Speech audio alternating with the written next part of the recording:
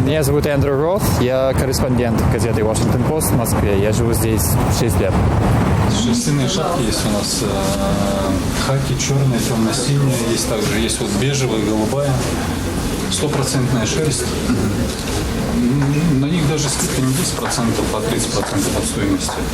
А 30% это тоже в честь инаугурации? Не, у нас вообще так, это зимняя распродажа от 30 до 50% скидки. И ассортимент, который не попадает в эту скидку, вот для граждан Америки и работников посольства 10%. Мы ищем вообще и пытаемся понять, как русские люди реагируют на инаугурацию сегодня, на факт, что Дональд Трамп через считанные часы вот станет президентом. И видели, что да, действительно есть акция вот такая магазина «Армии России», что 10% скидки для работников посольства США и граждан Америки. С чем это? Это с танком, Армата, Ярс и АК.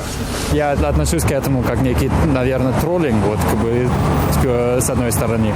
Но они решили как бы напомнить, что да, вот существует такой магазин. Я думаю, что они думают, что это смешно. Это для детей вы обычно покупаете? Да, и для взрослых тоже. И для взрослых тоже, да? В качестве презента. А дети тоже это покупают? Дети это покупают. Да. Это что у нас? Это не рекомендовать детям до 3 лет. Это от 3 лет, да. Ракетная установка. Это коллекция 28 панфиловцев. Это очень известный случай в России. Это у вас какой размер? Представлены по родам войск. Это из атрибутика ВМФ, то соответствующий орнамент сзади. Интересно. И это какого размера? Это Н-ка. Да? 48. Здесь снова вот как бы вежливее.